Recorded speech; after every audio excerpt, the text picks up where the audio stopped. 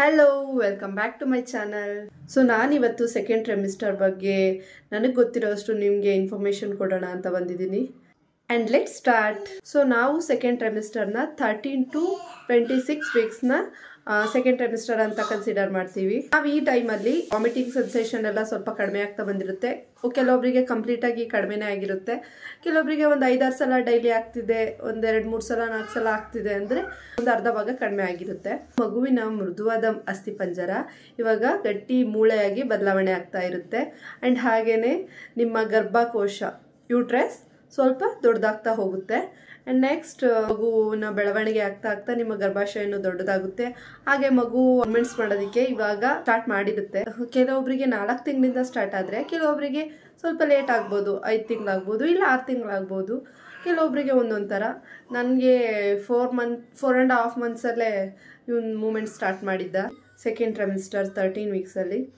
So ಈ ಟೈಮಲ್ಲಿ ಮಗು 13 ವೀಕ್ಸಲ್ಲಿ 7.5 ಸೆಂಟಿಮೀಟರ್ ಇರುತ್ತೆ, ಅಂದರೆ 30 ಗ್ರಾಮ್ಸ್. ಕೆಲವೊಬ್ರದ್ದು ಹೆಚ್ಚು ಇರ್ಬೋದು, ಕೆಲವೊಬ್ರದ್ದು ಕಡಿಮೆನೂ ಇರ್ಬೋದು, ಅದು ವ್ಯತ್ಯಾಸ ಹೇಳೋಕ್ಕಾಗಲ್ಲ.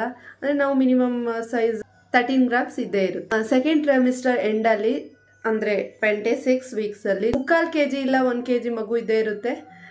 ಕೆಲವೊಂದು ಮಕ್ಕಳು ವ್ಯತ್ಯಾಸ ಆಗ್ಬೋದು ಅಂತ ನಾನು ಆವಾಗಲೇ ಹೇಳಿದೆ. ಕೆಲವೊಬ್ರು ಜಾಸ್ತಿ ಇರ್ತವೆ, ಇಲ್ಲ ಕೆಲವೊಂದು ಮಕ್ಕಳು ಕಡಿಮೆನೂ ಇರ್ಬೋದು. ಅದಕ್ಕೆಲ್ಲ ವರಿ ಮಾಡ್ಕೊಳಕ್ಕೆ ಹೋಗ್ಬೇಡಿ. ಏನಪ್ಪ ಇವ್ರು ಇಷ್ಟೇ ಹೇಳಿದ್ರು, ಆದರೆ ನಮ್ಮ ಮಗು ಸ್ವಲ್ಪ ಜಾಸ್ತಿ ಇದೆ, ಇಲ್ಲ ಸ್ವಲ್ಪ ಕಡಿಮೆ ಇದೆ ಅಂತೆಲ್ಲ ನೀವು ಆ ಥರ ಚಿಂತೆ ಮಾಡೋಕ್ಕೆ ಹೋಗಬೇಡಿ.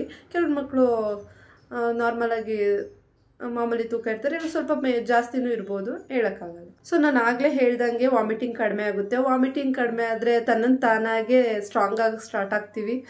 ಹಾಗೆ ಏನೇ ಸ್ವಲ್ಪ ಪ್ರಾಬ್ಲಮ್ ಆದರೂ ತಡ್ಕೊಳ್ಳೋಷ್ಟು ಶಕ್ತಿ ಬಂದಿರುತ್ತೆ, ಸ್ವಲ್ಪ ಸ್ಟ್ರಾಂಗ್ ಆಗಿರ್ತೀರ.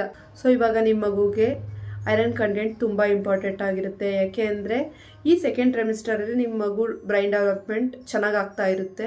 ಸೊ ಹಾಗಾಗಿ ನೀವು ತುಂಬ ಚೆನ್ನಾಗಿ ಈಗ ಮೊಟ್ಟೆ ತೊಗೋಬೇಕು, ಬೇಯಿಸಿರೋ ಮೊಟ್ಟೆಗಳು. ಹಾಗೆ ಫ್ರೀ ರೇಂಜ್ ಮಟನ್ ಅಂದರೆ ಈಗ ಚಿಕನ್ನು ಬೇಯಿಸಿರೋ ಅಂತ ಚೆನ್ನಾಗಿ ಬೇಯಿಸಿರೋ ಅಂಥದ್ದು ಜಾಸ್ತಿ ತಗೊಳಕ್ಕೆ ಹೋಗ್ಬಿಡಿ.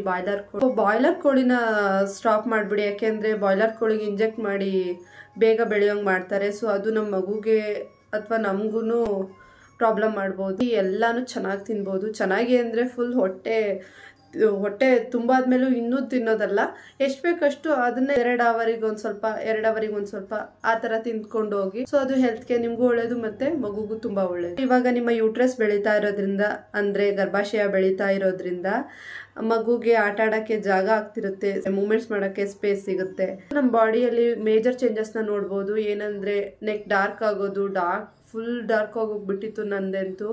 ಆಮೇಲೆ ಕೈ ಕಾಲೆಲ್ಲ ಫುಲ್ ಡಾರ್ಕ್ ಆಗಿ, ಮುಖ ಡಾರ್ಕ್ ಆಗಿ, ಫುಲ್ಲು ಡಾರ್ಕ್ ಆಗಿ ಹೋಗ್ಬಿಟ್ಟಿದ್ದೆ, ಬ್ಲ್ಯಾಕ್ ಆಗಿ. ಕೆಲವೊಬ್ರು ತುಂಬ ವೈಟ್ ಕೂಡ ಆಗ್ತಾರೆ, ಕೆಲವೊಬ್ರು ತುಂಬ ಡಾರ್ಕ್ ಆಗ್ತಾರೆ. ನಾನು ತುಂಬ ಡಾರ್ಕ್ ಆಗಿ ಹೋಗಿದ್ದೆ. ಆಮೇಲೆ ಸ್ಟ್ರೆಚ್ ಮಾರ್ಕ್ಸ್ ಹೊಟ್ಟೆ ಹತ್ರ, ಎದೆ ಹತ್ರ ಎಲ್ಲ ಸ್ಟ್ರೆಚ್ ಮಾರ್ಕ್ಸ್ ಬರುತ್ತೆ, ಬ್ರೆಸ್ಟ್ ಹತ್ರ.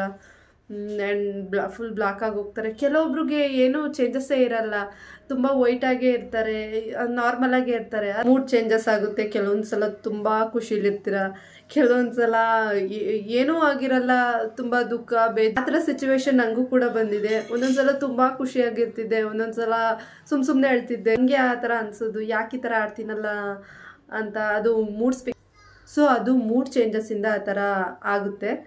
ನೀವು ವರಿ ಮಾಡ್ಕೊಳ್ಳೋ ಅವಶ್ಯಕತೆ ಇಲ್ಲ. ಆಫ್ಟರ್ 20 ವೀಕ್ಸ್ ನಮ್ಮ ಹಾರ್ಟ್ ಬೀಟ್ ಥರನೇ ಮಗು ಹಾರ್ಟ್ ಬೀಟು ಸ್ಟಾರ್ಟ್ ಆಗಿರುತ್ತೆ. ತುಂಬ ಚೆನ್ನಾಗಿ ತಿನ್ನಿ, ತುಂಬ ಚೆನ್ನಾಗಿ ಅಂದರೆ ಹೆಚ್ಚಾಗೂ ತಿನ್ನೋಕ್ಕೆ ಹೋಗಬೇಡಿ. ಎಷ್ಟು ಬೇಕೋ ಅಷ್ಟು, ಅಂದರೆ ಒಂದು ಡಯಟ್ ಪ್ಲಾನ್ ಮಾಡಿ. ಇದು ಹೊಟ್ಟೆ ತುಂಬ ತಿಂದರೆ ಅರ್ಗಿಸ್ಕೊಳ್ಳೋಕ್ಕೂ ತುಂಬ ಕಷ್ಟ ಆಗುತ್ತೆ, ನಿಮಗೂ ಕೂಡ ಮಗುಗೂ ಕೂಡ. 2 ಅವರಿಗೆ ಸ್ವಲ್ಪ ಇಷ್ಟು, ಇನ್ನು 2 ಅವರಿಗೆ ಇಷ್ಟು, ಆ ಥರ ಡಯಟ್ ಪ್ಲಾನ್ ಮಾಡ್ಕೊಂಡು ಹೋಗಿ. ಆ್ಯಂಡ್ ಹಾಗೆ ಈ ವಿಡಿಯೋ ನಿಮಗೆ ಯೂಸ್ಫುಲ್ ಆಗಿದ್ದರೆ ಪ್ಲೀಸ್ ಲೈಕ್, ಶೇರ್, ಸಬ್ಸ್ಕ್ರೈಬ್ ಮಾಡೋದನ್ನ ಮರಿಬೇಡಿ. Thank you so much. Bye. Next ವ್ಲಾಗಲ್ಲಿ ಸಿಗ್ತೀನಿ.